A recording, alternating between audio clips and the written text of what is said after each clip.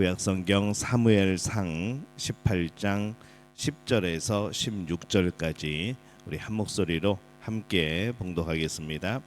그 이튿날 하나님께서 부리시는 악령이 사울에게 힘있게 내림에 그가 집안에서 정신없이 떠들어대므로 다윗이 평일과 같이 손으로 수금을 타는데 그때에 사울의 손에 창이 있는지라.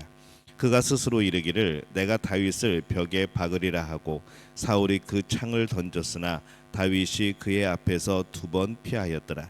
여호와께서 사울을 떠나 다윗과 함께 계심으로 사울이 그를 두려워한지라. 그러므로 사울이 그를 자기 곁에서 떠나게 하고 그를 천부장으로 삼음에 그가 백성 앞에 출입하며 다윗이 그의 모든 일을 지혜롭게 행하니라. 여호와께서 그와 함께 계시니라.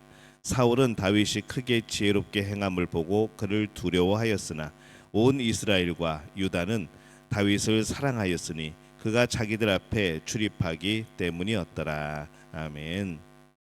할렐루야. 하나님의 은혜가 오늘 새벽에 하루의 첫 시간을 주 앞에 드리는 우리 믿음의 가족들에게 함께 하시기를 예수님의 이름으로 축원합니다. 오늘 말씀은 이 사울과 다윗의 삶에 대한 그런 내용을 담고 있습니다. 이 블레셋과의 전쟁에서 승리하고 돌아온 이후에 사울은 사실은 행복해야 됩니다. 그런데 그는 불행한 삶을 살고 있는 것을 오늘 발견을 합니다. 10절에 보니까 그 이튿날 하나님께서 부리시는 악령이 사울에게 힘있게 내림에 그가 집안에서 정신없이 떠들어대므로 다윗이 평일과 같이 손으로 수금을 타는데 그때에 사울의 손에 창이 있는지라. 이렇게 말씀을 합니다. 모든 사람들의 축복과 또 찬양 가운데 행복하게 기브아에 입성한 이제 그때인 것이죠. 그런데 이 사울은 여인들의 노래 가사가 마음에 계속 걸립니다. 마음이 산만해지고 시기하게 되어지고 결국 불행해지는 것이죠. 그는 자신 안에 이 골리앗과의 싸움에서 진 겁니다. 하나님께서 부르시는 악령이 이제 악령이라고 표현을 합니다. 신약이라면 아마 마귀로 번역을 했을 겁니다. 근데 구약에서는 하나님의 주권을 강조를 하죠. 그래서 이 사울의 마음에 이기주의, 그런 사울의 마음에 있는 시기, 이거에 사로잡혀 있기 때문에 악령에 사로잡혔을까 또 뭐 그런 생각을 해봅니다. 일단 사울은 악령에 의해서 사로잡힙니다. 하나님께서 허락을 하신 것이고 또 그 안에 이기주의가 그런 시기심들이 결국에는 그런 결과를 만들어내는 것이죠. 우리가 주일에 질투와 시기에 대해서 함께 말씀을 나눴는데 시기는 상대방에게 초점을 두는 겁니다. 그래서 이 사울이 계속하여서 이 다윗에게 초점을 두고 다윗만 없어지면 이라고 생각을 하는 것으로 보이는 거죠. 이 두 가지 측면이 있지만은 우리가 이기주의 때문에 악령에 사로잡혔을까 아니면 악령에 사로잡혔기 때문에 이기적이 또 시기적이 되었을까 뭐 둘 다 뭐 두 가지 측면이 다 있기는 합니다.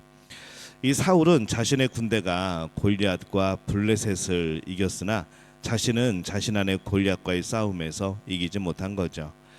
이기주의적인 마음 그리고 왕권에 대한 욕심 그것으로 있지도 않은 일에 대해서 환상을 가지고 있고 시기하게 되어집니다.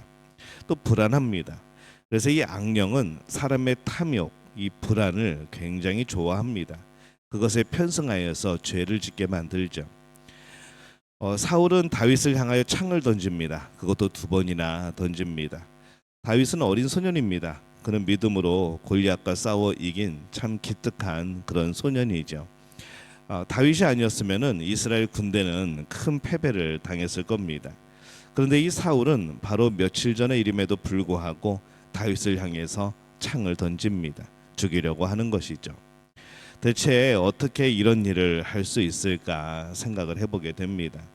악령에 사로잡히면 비상식적인 일을 하는 것이죠. 최소한 조금 지나야 그것이 잘못된 것임을 깨달을 수가 있습니다. 사울이 다윗을 천부장을 삼아서 자기 곁에서 떠나게 합니다. 사울이 다윗을 자기 곁에서 떠나게 한 것이 어떤 의미일까 생각을 해보죠. 이 먼저는 자신이 창을 던진 사건 때문에 앞으로 그런 일이 일어나지 않도록 이제 정신을 차리고 이게 큰일 날 뻔했다라고 하면서 또 그렇게 하지 않기 위한 처방일 수도 있습니다. 이건 이제 조금 정상적인 생각이죠. 두 번째는 여전히 다윗에 대한 시기의 마음 때문에 차라리 안 보는 게 낫겠다. 그리고 천부장을 삼아서 위험한 전쟁에 내보내서 다윗이 죽기를 바라는 그런 마음도 있지 않았을까라는 생각을 해봅니다. 이 다윗은 아름다운 사람이었습니다. 14절에 보면은 다윗이 그의 모든 일을 지혜롭게 행하니라 여호와께서 그와 함께 계시니라 이렇게 말씀을 합니다. 다윗은 그에게 맡겨진 일들을 참 지혜롭게 잘 했습니다. 수많은 전쟁에서 또 승리하죠. 그런데 그 승리보다 승리의 이유가 중요합니다. 여호와께서 그와 함께 계시니라. 이것이 바로 승리의 또 복됨의 비결입니다. 하나님께서 그와 함께 하셨기 때문에 승리한 것이죠. 진리의 길을 가면서 성공한다는 것은 하나님이 함께 하신다는 증거가 되어집니다. 하나님의 일을 하나님의 때에 주어진 사명에 따라 잘 수행할 때에 성공한다고 우리는 말하는 것이죠. 성공하면서 그것을 자신의 공로로 여기지 않고 하나님의 함께 하심과 인도하심으로 생각하는 것, 바로 그것이 하나님과 함께하는 것의 또 증거가 되어지는 겁니다. 15절에 보면은 사울은 다윗이 크게 지혜롭게 행함을 보고 그를 두려워하였으나, 이제 사울의 마음을 좀 알게 되어지죠. 다윗이 가는 곳마다 승리를 하는데 그것 때문에 오히려 사울의 걱정은 더 많아집니다. 더 깊어집니다. 그가 염려하는 것이 정말 현실이 되어간다고 그는 또 생각을 한 것이죠. 사울은 여전히 하나님을 바라보는 것을 놓치고 있습니다. 다윗만 보고 있습니다. 사실 다윗의 승리는 하나님의 인도하심의 승리입니다. 하나님의 사람은 성공합니다. 성공의 정의가 뭐냐에 따른 것이죠. 목적하는 것을 이루는 것.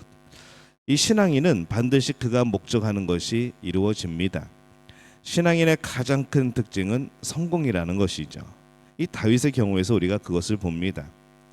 그런데 오늘날 우리들의 현실적인 모습에서 이 성공하지 못하는 이유가 과연 무엇일까? 우리가 목적하는 것이 하나님의 사람으로서가 아니라 세상 사람으로서의 목적이기 때문에 그것이 우리에게 성공이 되지 않는다는 것이죠. 혹시 하나님의 사람으로서 성공하기를 원한다 하면서도 실제로는 내 욕심으로 인한 그런 목적으로 엉뚱한 것을 가고자 하기 때문에 또 그 성공이 이루어지지 않을 수 있는 겁니다. 성공하지 못하는 것은 무엇인가 어그러졌기 때문인 것이죠. 믿음으로의 길을 잘 선택하고 또 우리는 하나님 안에서 하나님의 사람으로서 성공해야 됩니다. 신앙인으로서 성공이 더 많아져야 됩니다. 믿음으로 목적을 가지고 하루하루 성공하며 살아가야 되는 것이죠. 하나님께서 뜻하시는 것을 나의 목적으로 삼는 것을 배우고 또한 그것을 믿음으로 이루어가면서 성공하는 비율이 높아져야 하는 겁니다.